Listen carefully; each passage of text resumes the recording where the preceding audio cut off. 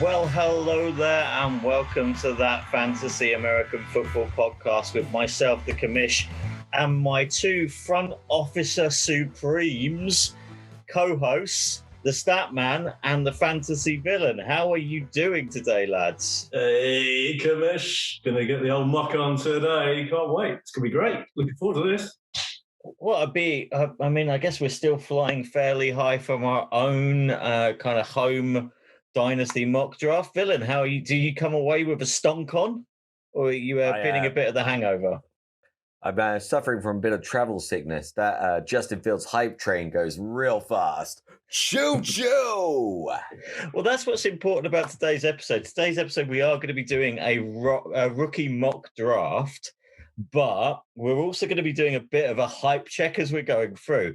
Now, the Villain's hype for Justin Fields is probably amplified by some other things we're going to talk about in the news. But before we get into that, it is important for me to remind you to follow us on Twitter at TFAFP, Instagram via that FAF podcast, and subscribe on not only all of your podcast services of choice, but the YouTubes. Look at our glorious faces, watch the mock draft. If you're listening to us on podcast, go watch us on YouTube. If you're watching us on YouTube, pop us in your ears, go for a jog, and have a listen to us, or maybe on the train, maybe you're commuting to work, those magical things that are happening. But yes, we're going to be talking about all the shenanigans. We're officially, after this show, transitioning into the build up to the new season. It's almost fucking here. Who would have thought it? It's literally I've got Gods of Snooker to finish, greatest TV show ever made, and I will not hear anything else. It's Michael Jordan's Last Dance, but for snooker. Fully recommend it. And then I'm straight into kind of predicting for the new season. But we're in rookie draft mode. But don't let me hold you up on that, boys, because we know we want to get to the rookie draft, but it doesn't mean it's not time for some all important news.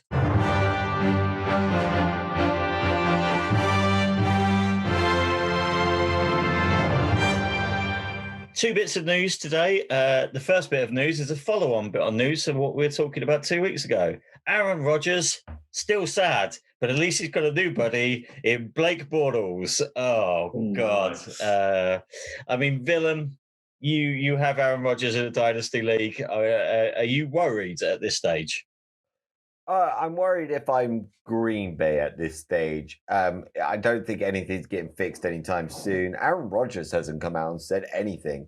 Kyle Shanahan's coming out and going, I love Aaron Rodgers. He's my favorite. I love him so much. But old Buttkiss and Aaron Rodgers aren't saying anything at all about the situation. So I worry for Green Bay. I don't think this is going to resolve. I'd be pretty pumped if I was a Raiders or a Broncos fan right about now, because they seem like the only two people that can take Aaron Rodgers and save him. Well, what would you do if Aaron Rodgers was in the silver and black stat, man? Oh, I don't know. Why would he come to the Raiders? He's having a bad time at the Packers as it is. He doesn't need it. So why would he? I was talking about strippers and kind of gambling. Maybe, but he could do that anyway. He doesn't need to join the Raiders for that shit. Have you seen Wisconsin strippers? Oh, no, thank you. I'm sure he can go on his own private jet and come down to Vegas any freaking time he wants. He goes to Kentucky enough, doesn't he? Maybe he just wants to be all up in that DJ-filled end zone nightclub that's going to be the new Raiders black hole. It's nice, isn't it? Yeah. No. They could have put it on the halfway line, for God's sake, man. Why would they put it behind the goal? You're going to get smacked in the face. Is there going to be a black hole and then the DJ booth? That's what I want to know. Actually, what I want to know is our fans actually going to show up in Vegas? Is it just going to be full of hookers? Proper sold out already, aren't they? Over and over and over. Massive. Because of hookers? Yeah. You see the price of tickets? It's more than you'd pay for a hooker. Well, more than you'd pay for a hooker. Some of us are going to be tired. Yeah, totally. Speaking of things you're willing to pay for, the schedule was announced, and there's lots of things to focus on. Big Tom is going to go be visiting Uncle Bill. That's going to be an exciting matchup. We've also got a couple of bits and pieces. The villain's going to be in Boston. to watch a bit of the game next year. I'm gonna watch Patriots Finns week 1. Oh, that sounds like it's gonna be wicked good. Wicked pisser. Yeah. So, but the games I obviously want to talk about is the UK is getting 2 games, not the 4, the 2 games, and we're getting. Oh, can't hold your strap your socks on, guys. We're getting the Jags versus Miami battle for Florida. It's Jacksonville's not in. Jacksonville is in Florida. Yeah, Jacksonville is in Florida. Nailed it. It's not the battle for Florida at all, though, because Tampa Bay win that one.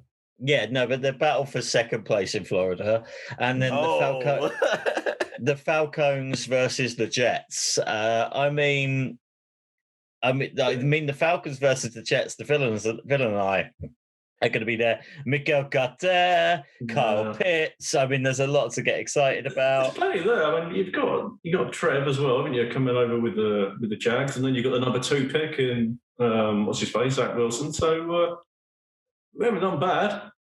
I mean, yeah, it's not. I mean, done bad. They're not the greatest games. Still young. Not the greatest games, but there's a bit of interest there. Kyle Pitts and all that. There's some. Do you want to see some new rookies? The villain getting to watch Miami and Myles Gaskin try and be a workhorse back. So excited. So excited. Can't wait to see the year of the Gaskin. I mean, we're going to be there because we're at all of the games. I mean, I genuinely, once you've gone to go see the Cowboys play out of choice, you've shown that you've got no real preference as to what you're going to watch as a football game. I believe that was at Twickenham as well. No scruples.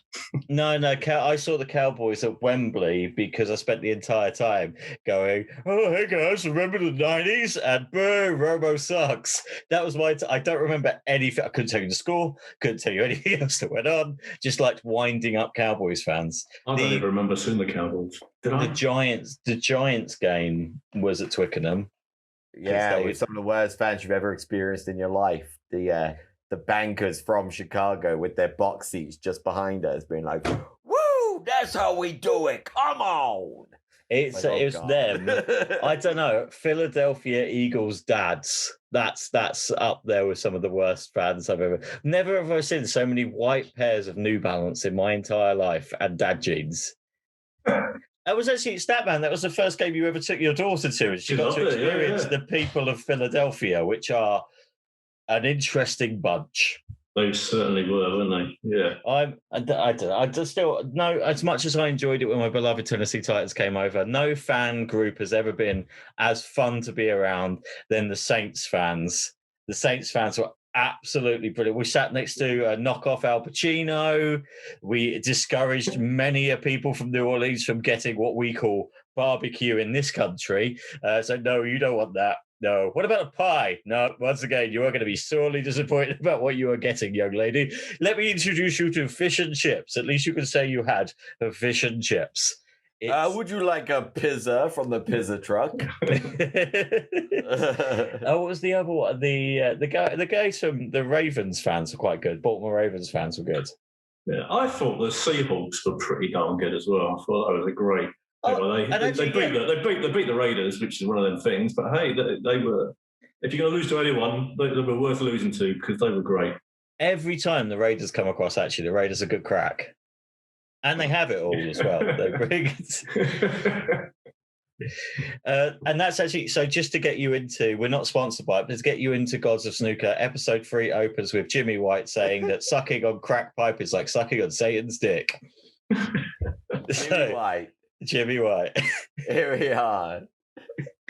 So, all right, that's enough news. I mean, I'm going to ask you one more question.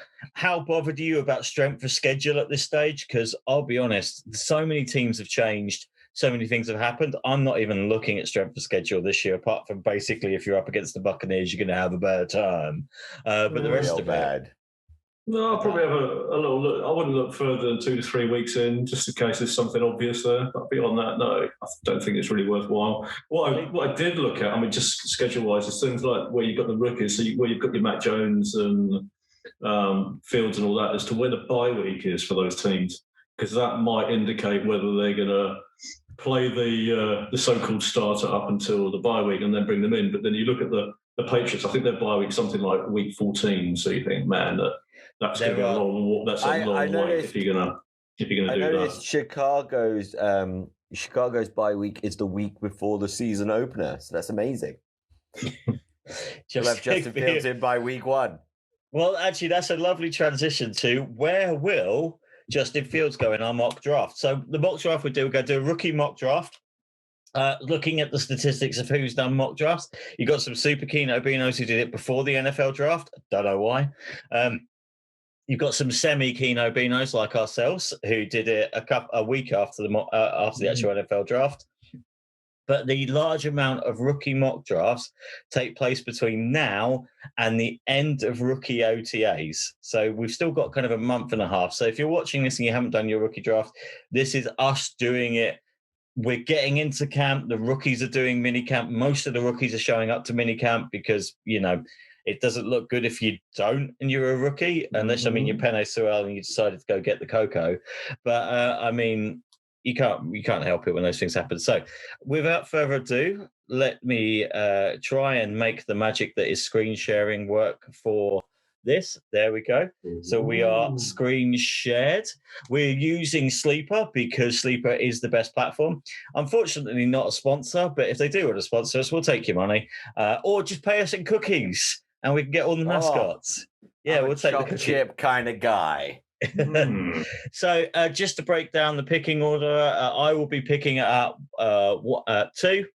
The villain will be picking at 6 in the middle of the draft, and the Statman will be picking at number 10. I decided to pick at number 2 because I was nowhere near that in the real Dynasty rookie draft, and I wanted to see what it'd feel like. The Statman traded up to get there, and actually traded up to get the first round pick. And the villain, you were at the top end of there. Well, so I thought we'd try a different world. So we're going to start off, and I'm going to pause it occasionally so we can chat about the selections and go over it because it is 60-second draft. I'm going to start the draft now, and I find myself very quickly on the clock, and the G. Harris has gone off the board, and I am one of these people fully on board with the only logical choice there being Jamar Chase, especially with the hype going around him. So then off the board next is Travis Etienne, who is listed as a running back despite obviously being a wide receiver in Urban Meyer's eyes. Then Javonte Williams, who has been climbing the rookie ADP, who is sitting there at number 4. And then number 5 is Carl Pitts, which has probably disappointed you, villain, picking at 6. So you're on the clock. Who are you taking with the 6th pick of your rookie draft, and any reasoning behind that? Yeah, so for me, it's saying on here there's 2 options, but for me, the 2 options are different. So on Sleeper, it's saying Devonta Smith or Jalen Waddle, then Trevor Lawrence is your next guy, and then Michael Carter. So I'd be looking at Devonta Smith or Michael Carter here. Who? Michel Carter. Michel Carter. Yes, okay, yeah. I'd be looking at one of those 2 because Michel Carter has no competition in New York, but Devonta Smith is the Heisman winner. He's got his old quarterback there, and Philadelphia's he's for the taking. So normally I'd go running back and I'd go for Michel Carter, but I like Devonta Smith. Let's do him. Oh, and he went straight in there. That's nice there. Okay, so just going to pause this quickly. So off the board after Devonta Smith was Jalen Waddle, Trevor Lawrence, first quarterback off the board, then Michael Carter, which he is skyrocketing up the hype rank. And that's kind of worth doing a bit of a hype check at that point, because I feel that where you've got the first 7 picks there, that's probably right. They are definitely the first 7 picks off the board. Jalen Waddle was a tier break away from Devonta Smith. Trevor Lawrence should be the first quarterback off the board. And then you've got Michael Carter. He's small. He has played as a committee. He's got Tevin Coleman's, LaMarco P. Ryan, Josh Adams, Ty Johnson. So he's going into quite a crowded room and a new ish, but the path is there for him, I think, because none of those are real standouts. So would he have been your next pick, Statman, if it went through? Because he is, as I said, he's jumped up almost a round and a half on Sleeper in the past couple, possibly because I took him at number 112. Yeah, it would have been in consideration. Looking at what I've got there now, Trace Sermon is a possible. So if you're looking at running back, I mean, that's quite a big drop off in the tier. From as soon as you get past the big three there, then the drop off is pretty big. Receivers are quite deep. It didn't land in the greatest places. So if you're looking at, you've got Bateman there that I could possibly take now, but he has gone to the Ravens, and we know the Ravens don't pass. So the opportunity is not brilliant for him. Towards the back end of the first, you can see that Lawrence has already gone. That's actually quite high for him. Pick 8, you would have thought that it had been from about where I am now at 10 to the end of the round, you'd be looking at him.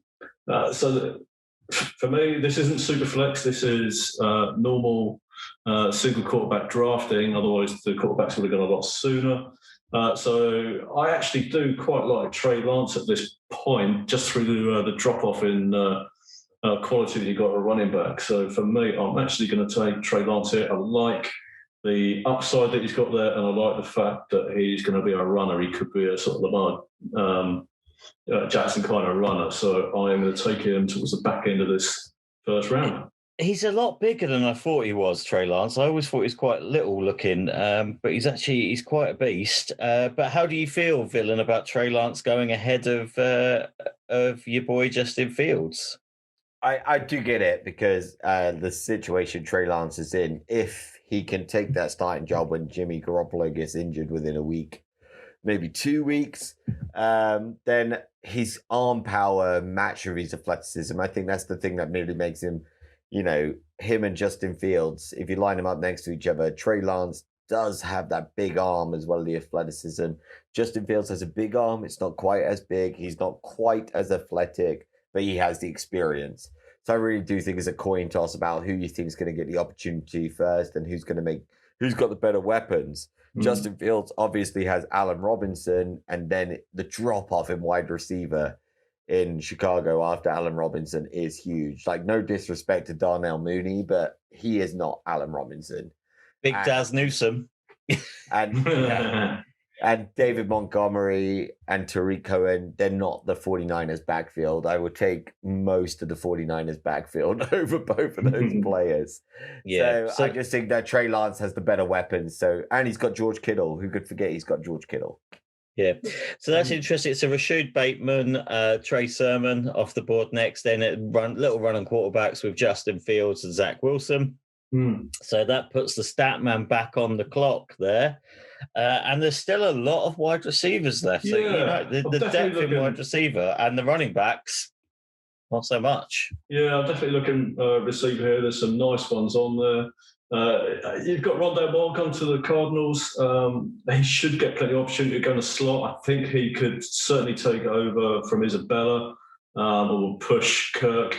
Elijah Moore, another slot receiver, primarily a slot, and he fits perfectly with the Jets. It'll be interesting to see if they get rid of Crowder. That would definitely open up more opportunity for him. But the one I'm actually going to take here is one of my favourites, and that's Terrace Marshall. And he has got the Panthers, and I love that landing spot. He's gone to go and join Joe Brady. He averaged 100 yards per game with him.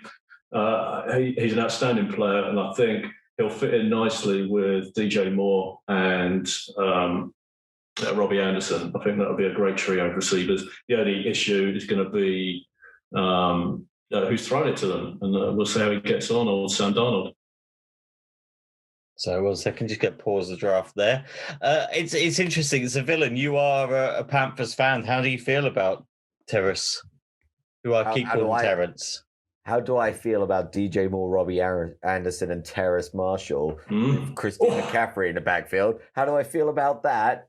Erect. You got a fizzy feeling in your special area. Oh, my knickers are fizzing. They are fizzing.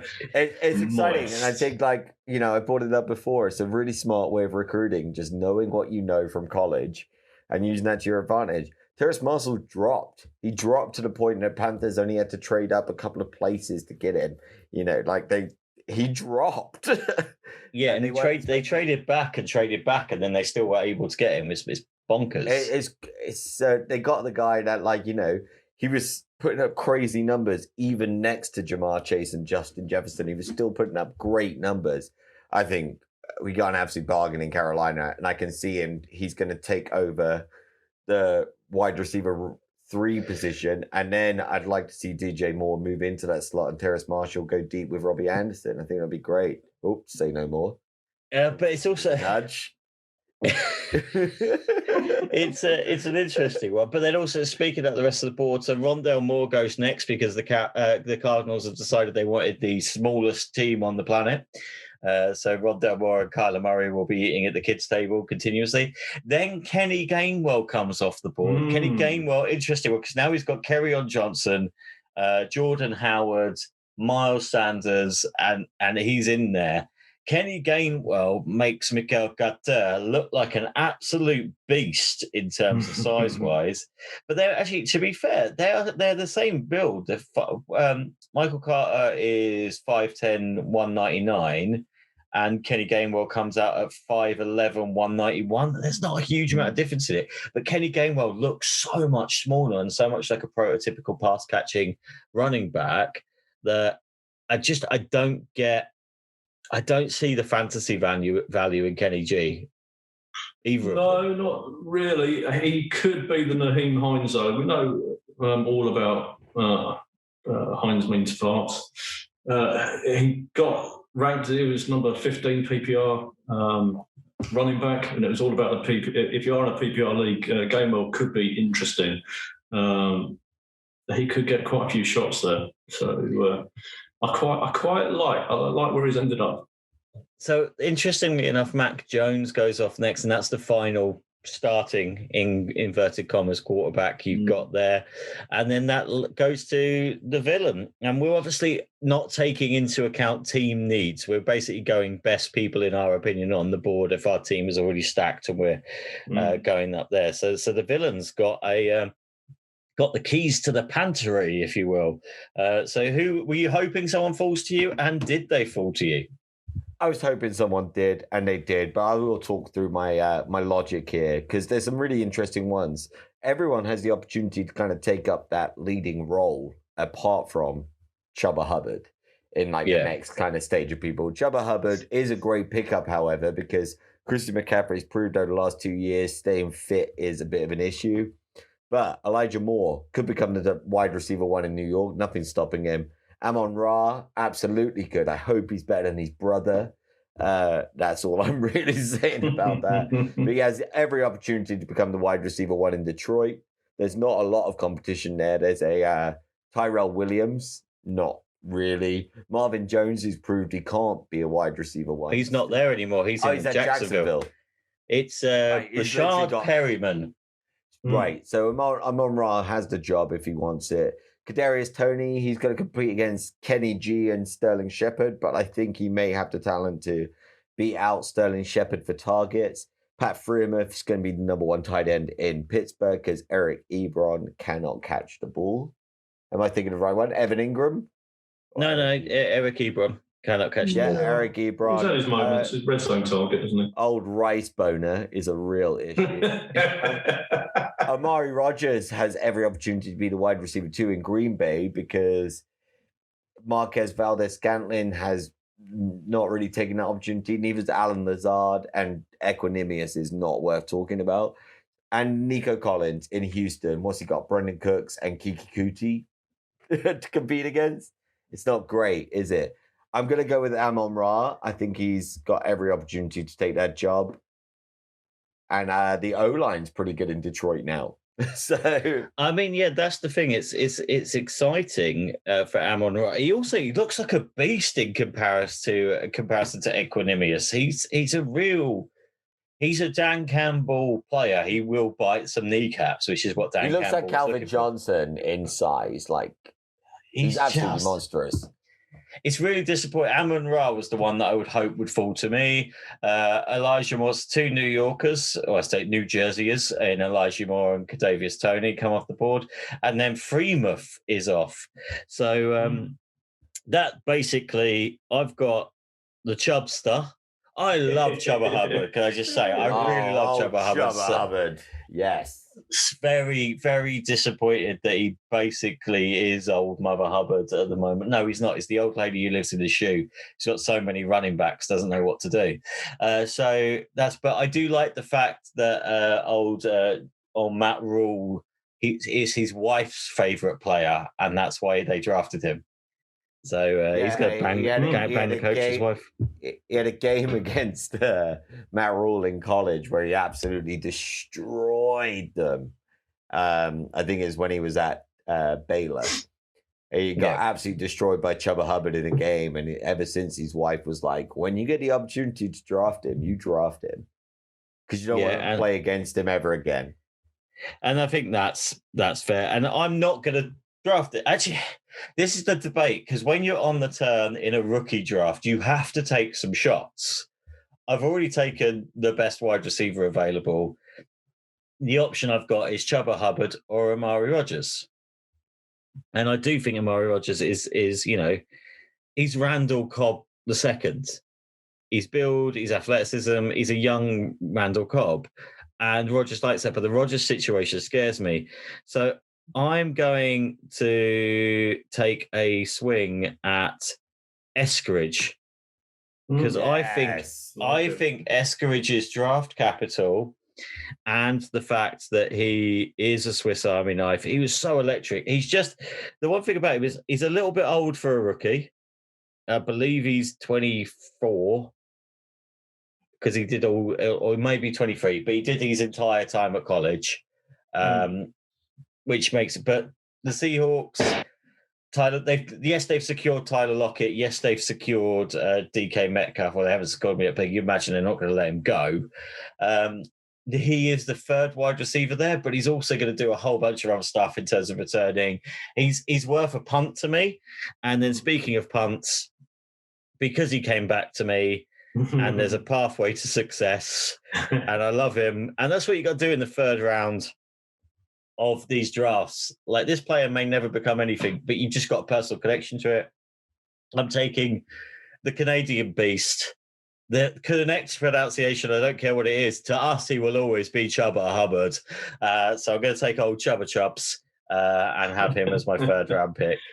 Because that's the thing. Stick him in the taxi squad. Christian goes down. I would like to say, though, he went in the first round of our home league. he did. And I'll be honest, I don't hate it in a way, just because it was a kind of tail end of the first round. It's just like, well, I like Chubba Hubbard. The guy has an absolute immense record. He fell out with his coach. Matt Rule likes him. There is a chance Christian McCaffrey will not handle 90% of his body obviously doesn't want to do that anymore. So if it turns out to a 60-40 and 40% of that's going to Chubba Hubbard, with what he can do on college tape, he could become an absolute long touchdown flex, kind of chuck him in the flex spot, I'm in trouble when he saves your week kind of guy. So I like him. I like Nico Collins. Hunter Long's gone. Hunter Long, what a shitty situation for the Brevin Jordan and Hunter Long, two pass catching tight ends, end up in two shitty situations. Then you've got, is it Rondale Stevenson? It's Rondale.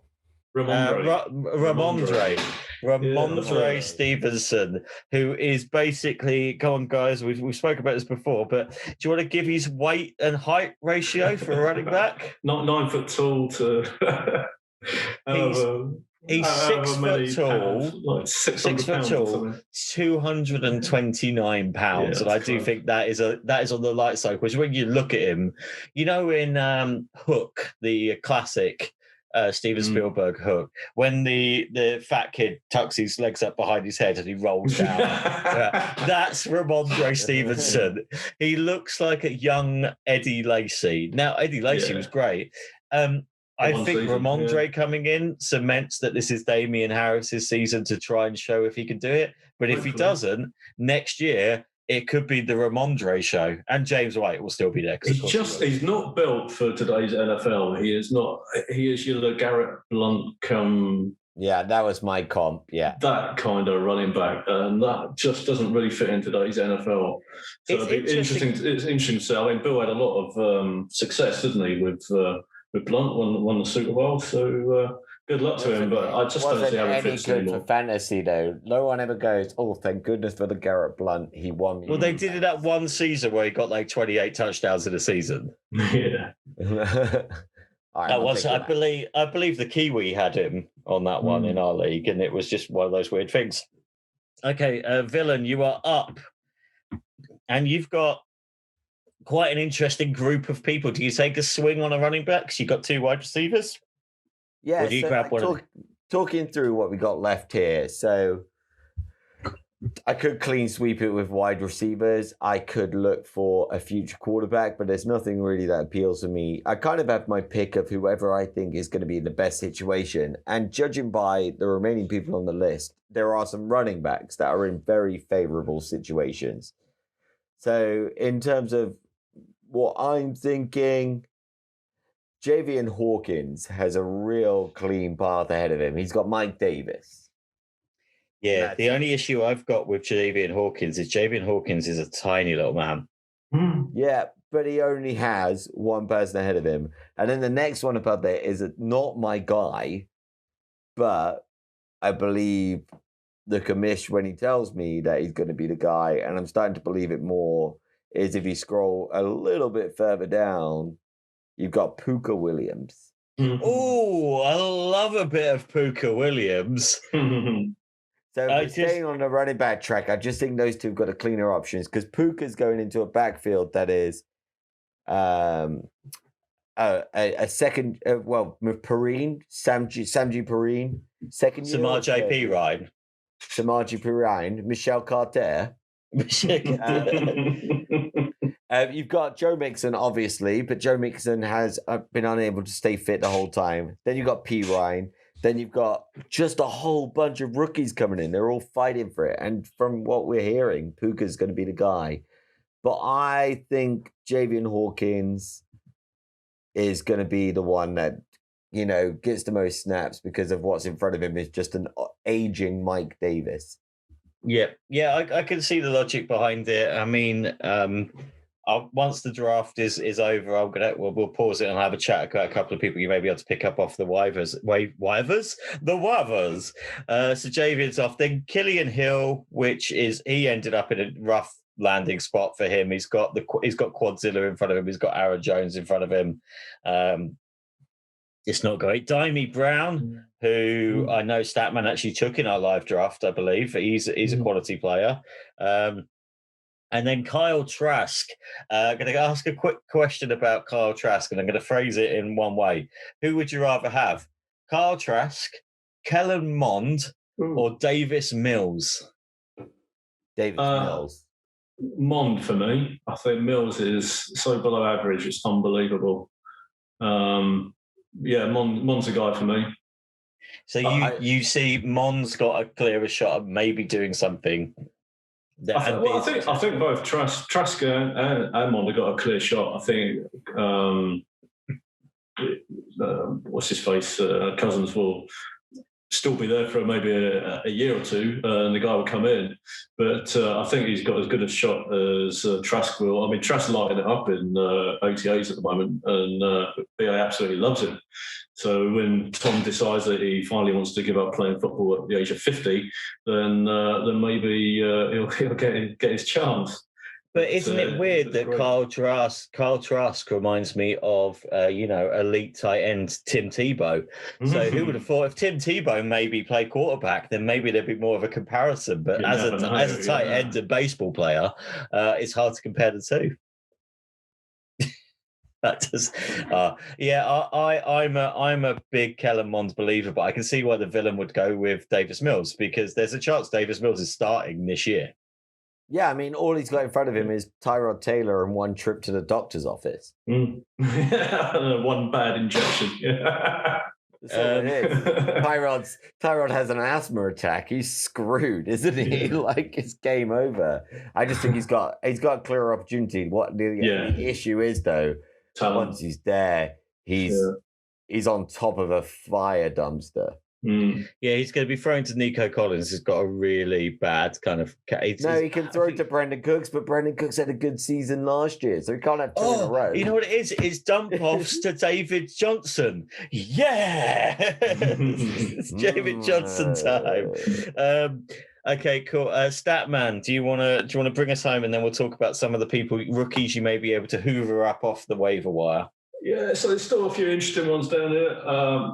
Tyler Wallace, I liked him as a receiver actually coming in, but he's gone to Baltimore again. So we're talking about someone that's gone to a place that just doesn't pass the ball enough, and you've already got Bateman that was probably the better receiver there already.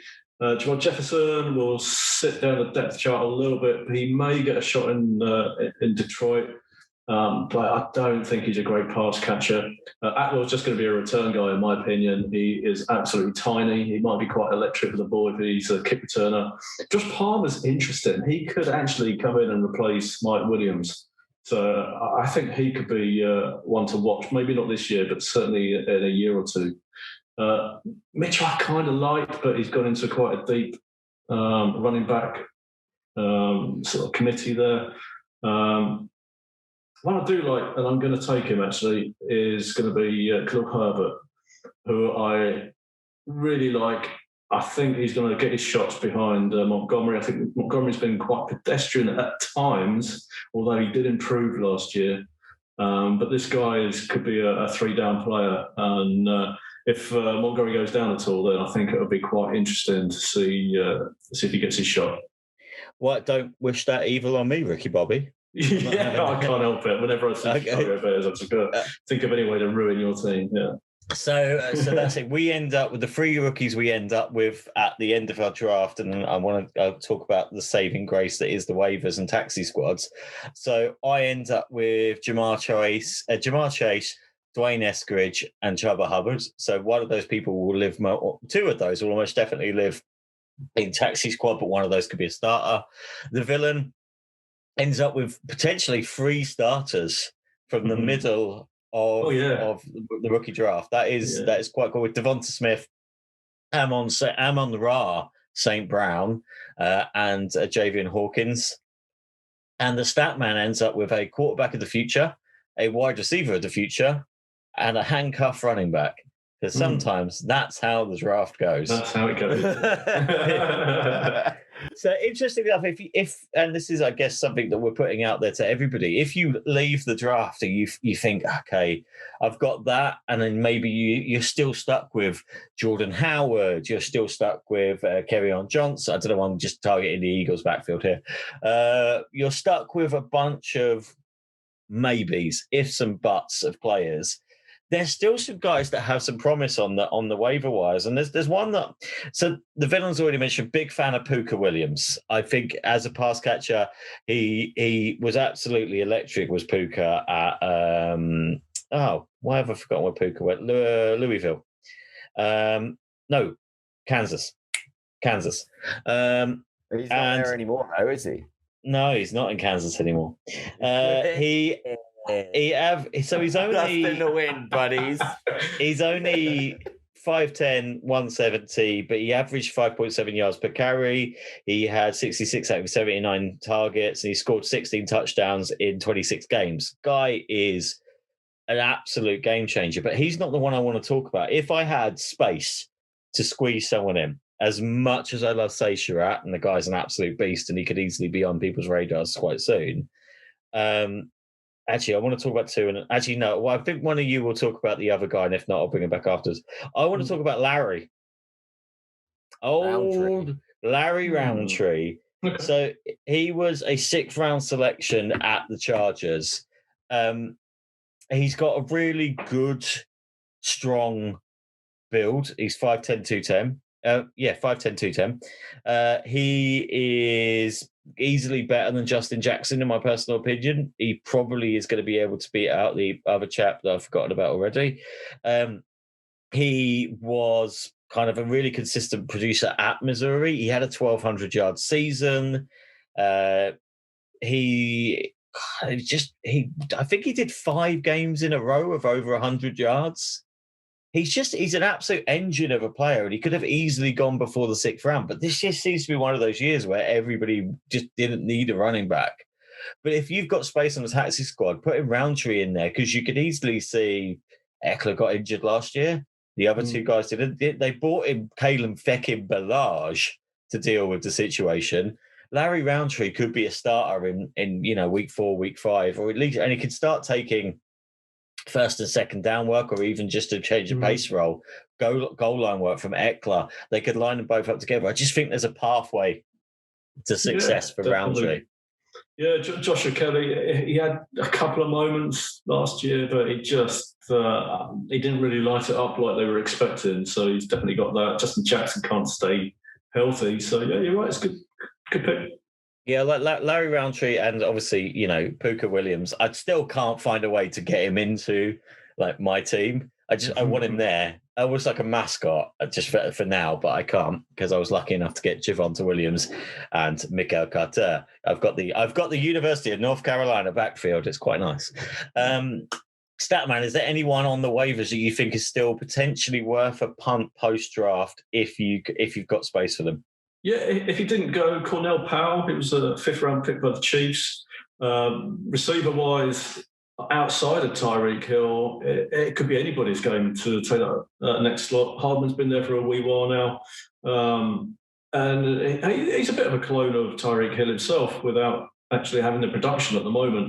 And they've got high hopes for him. But I think there's definitely opportunity there for Powell to come in and maybe take that spot. If not the third receiver, slot himself. He's got Demarcus Robinson, I believe, the other one, and Pringle as well, who they've actually been talking up quite a bit. But I think Powell's got a chance there. He hasn't got the draft capital behind him. Is there anything? Hey guys, don't forget about Tajay Sharp. Come on. No, he's just been cut. Oh, Tajay! No, yeah, just been cut today actually. Yeah, today. Oh, poor Tajay. So never mind. Yeah, I like him. He's a 6-footer, 210. He's got a little bit. He's not obviously. It's funny because he's being marked down for his athleticism, but all I can think is his athleticism is it just because you can't compare him to Mecole Hardman and who's the other one? Oh yeah, Tyreek Hill. Yeah. But he could easily fill Sammy Watkins' role. I think he's a taxi squad hold and hope kind of thing. Villain, you got anyone else that you want to hold and hope? Yeah, I'll go with so many people, just anyone. There's a few. Yeah. Oh, for fantasy? Oh, yeah, sorry, guys. There's a few on here that are really, really tempting. There's Chris Evans, who's a guy that I have in my team already. We talked about the depth in Cincinnati being a bit of an issue. There's players like Jared Dokes, because again in Miami, it looks like they've got a lot of average and no one that's really going to steal the show. Ooh, Dokes is a big boy as well, isn't he? Mm-hmm. And then you've got, speaking of big boys, you've got Kenny Yeboah in New York who could take that tight end job because Chris Herndon ain't doing it. Ryan Griffin's never done it. And Tyler Croft is on his 3rd team in 3 years. So there's those as well. But the one I think has got the best chance is going to be Daz Newsome in Chicago. I think that Daz Newsome, there's not a lot in front of him. We already talked about the drop-off from Allen Robinson down. Darnell Mooney showed great flashes last year. But Anthony Miller is still there, but they're trying to shop him out, trying to get rid of him by any means possible, it seems like, which doesn't give me a huge amount of confidence in it. Daz Newsome was great in college, put up some really, really lovely numbers, and he best fits in the slot. So that's a place that could really help Justin Fields, or Andy Dalton loves to play out the slot as well. So could be really, really interesting for Daz Newsome next year. So I'd say keep an eye on him. Another receiver we didn't talk about, and I'm surprised you didn't actually, the Commish, was Des Fitzpatrick. Well, that's what I was going to say. Yeah, he doesn't have, obviously drafted by the Titans. And the only thing I'm hearing about him is he's got very tiny hands. Poor boy. No, you're right. He's the wide receiver 3. He's only got Josh Palmer ahead of him. It's not difficult to climb that chart. Josh Reynolds. Josh Palmer doesn't play for us, unfortunately. Give it a year. Yeah, he would be, if you are desperate for some wide receiver depth, at least he's got a pathway. I love Daz Newsome. I actually think he was better than Diami Brown in some of the games last year. I'm a huge fan of Say Surratt just because he looks massive. But it's worth taking a note that you mentioned Tony Yeboah. Tony Yeboah. Our big old Tony Yeboah. But it's also worth mentioning Tommy Tremble and Trey McKitty. Two great names. Two great names. Me Tremble, I love him. So if you're in a tight end premium, Tommy Tremble's got a path. Third round tight end, there's a real chance that they've put some investment in there. He's only got Dan Arnold in front of him. He's got Ian Thomas as well. Who? Still there. Ian Thomas. No. Dan Arnold will be the starting tight end for the Panthers, but in Arizona, he was used more like a wide receiver. Yeah. He was originally a wide receiver. He really isn't a blocking tight end, so he would be moved out. I think Tremble will be your blocking guy. Yeah, I was going to say Tommy Tremble, he's not great as a pass catcher. So fantasy, it may take a while for him to evolve. But once again, if you can put him in your taxi squad, something might come of it. Whereas Trey McKitty never really got the chance to show himself as a pass catcher. But every time he did catch the ball, he was electric. And he's just got Jared Cook and that other chap that I almost picked up. He's 6'5", 245. He's a big boy, is Trey McKitty. Very big boy. But he's got in front of him Jared Cook and Donald Parham. Donald Parham is former XFL wide receiver, 6'8", 237. Whoa, those are numbers. The one thing I will say is I really do hope Tommy Tremble does well, because that's a shirt I would like to own. Well, I do have one friend who's a Rams fan, and he has already ordered himself a Funk jersey. Really? Oh, yeah. Cool. Basically, that's the only reason he's done it, because it's a great name. He is also convinced that it's going to be Akers and Funk, which sounds like a really bad kind of like jazz fusion combo from the 70s. I'm into it. It sounds like Hall & Oates. Hey, we're Akers and Funk, and we're going to teach you how to have a good time. And then Hall & Oates were the biggest selling pop artist in the world between 1981 and 1983. There's your Hall & Oates facts. They are facts to end a show on. So that's great. Unless there's anybody else worth bringing up at this point, but I feel this year hasn't been the sexiest year for rookies. Not great landing spot. It got very icky very quickly. So you may have been feeling all high and mighty with your Najee Harris and your Jamar Chases. But when you get into that second round and you're that deep down, it doesn't look pretty. It'll be interesting to see. Any on record picks for who's going to be Rookie of the Year in terms of fantasy? Justin Fields. Justin Fields. Statman, are you behind your boy Najee the entire way? No, I'm going Terrace. Terrace Marshall will be fantasy Rookie of the Year. Yeah. Oh, we're talking fantasy. I thought we meant NFL Offensive Rookie of the Year, Justin Fields. Sorry, man. No, I think basically who's going to be the Jamar Jefferson, the drafted late but absolutely storms it. No one's going to be a Jamar Jefferson. It's who's going to be Jamar Jefferson or Saquon Barkley in his first You're confusing me now. Justin Jefferson. Yeah, you mean Justin Jefferson. The one that's on your roster. Jamar Jefferson. They've combined the two. Like the Detroit Lions. Yeah. Saquon's rookie year, he was absolutely unstoppable. And then Justin Jefferson's rookie year, absolutely unstoppable. It's basically, is it going to be Najee or is it going to be Chase? Obviously, I want it to be Najee, but it's going to be Terrace. Terrace Marshall, wow. Yeah, that's my man. He is going to do it this year. Such a hot take. Yeah. He's necessarily warm. I'm just getting him out the taxi. Look at him squirming. He's getting so moist. I'm just not sure you're right. You know who I don't think it will be, and this will be my final point to kind of end the show on. I don't think it'll be Kyle Pitts. I think a lot of owners who've got to think Kyle Pitts is going to be fantasy valuable from week one. this year are going to be hugely disappointed. Where It's all is right, the- Villain. You've got Ferkser. Where's the leave meeting button? It's okay, Villain. I'm rage quitting.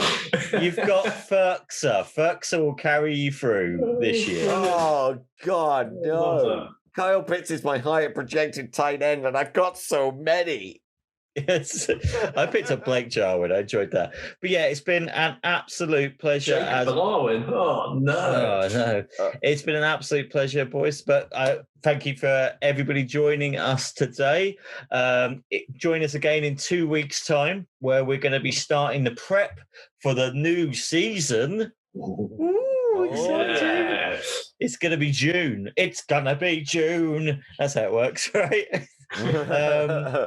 But we're going to start off by talking about coaching changes and what they mean as a show. We're going to go deep into what it means to play for Dan Campbell. But for now, if you've enjoyed what you've heard, give us a subscribe. If you liked what you saw, click to the buttons on YouTube. Follow us on Twitter at TFAFP and on Instagram on that FAF podcast. And be sure to check out fantasyamericanfootball.co.uk for our latest articles. But for now, it's a big old cheerio for myself, from the Statman. Cheerio, guys. Stay safe. And from the Fantasy Villain. Cheerio, guys. And we will catch you on the flip side.